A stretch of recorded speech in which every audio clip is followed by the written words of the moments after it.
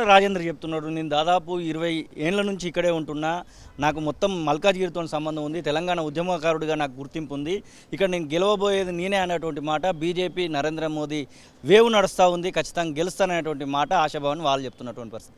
మీ వరకు వచ్చినట్టు ఏది ఉంటే 7 పార్లమెంట్లు 7 ఎమ్మెల్యే సెగ్మెంట్లు మొత్తం కూడా మీరు గెలుచున్నారు, దాదాపు 3,50,000 పైచిలకు ఉన్న మెజారిటీ కూడా కనబడతా ఉంది. అసలు ఈటల రాజేందర్ మీకు ప్రత్యర్థిగా ఉండడానికి అవకాశం కనబడతా ఉంది ఇక్కడ? రాజేందర్ గారు నుంచి నాకు అనవసరం. ఈటల రాజేందర్ గారు 20 ఏళ్ళ నుంచి 40 ఏళ్ళ నుంచి నాకు సంబంధించింది కాదు అది. నువ్వు ఉండొచ్చు 40 ఏళ్ళ నుంచి వెళ్ళి, నేను ఒప్పుకుంటా. 40 ఏళ్ళ నుంచి ఈయన ఉన్నావు, నేను కూడా ఒప్పుకుంటా.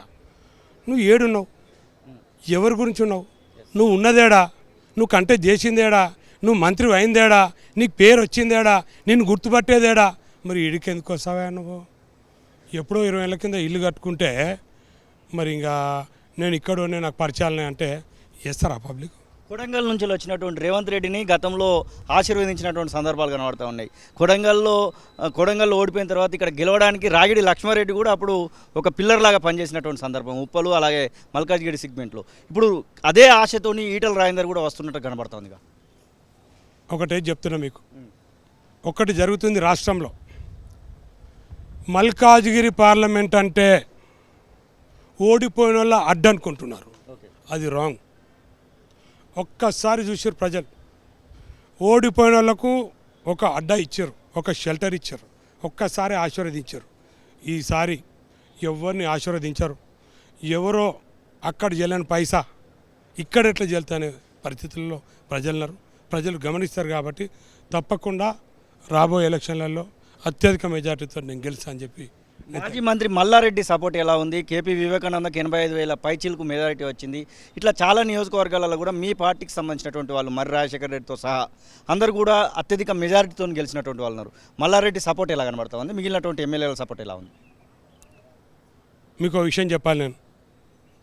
నన్ను ఈరోజు కేసీఆర్ గారు ఆశీర్వదించి నేను మల్కాజ్గిరి పార్లమెంట్ అభ్యర్థిగా నన్ను ప్రకటించడం అనేది చాలామందికి తెలియదు. వాళ్ళందరితోటి మాట్లాడి అందరు ఎమ్మెల్యేలు కూర్చోబెట్టి ప్రతి ఒక్కరితో డిస్కస్ చేసి నేను లక్ష్మారెడ్డికి అభ్యర్థిగా ప్రకటిస్తున్నా.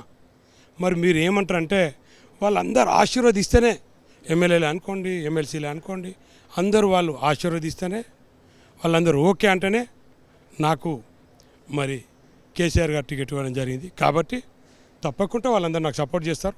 ఇవన్నీ అపోహలు ఉన్నాయి. గేట్లు తెరిచినాం ఉరుకొస్తారు, గేట్లు మూసినాం, ఇవన్నీ నడుచుంటాయి. ఇంకా తెలుసు కదా, కొన్ని గమ్మతులు ఉంటాయి. ఆ గమ్మతులలో చాలా గమ్మతులు చేస్తున్నారు, ప్రజలు చూస్తారు.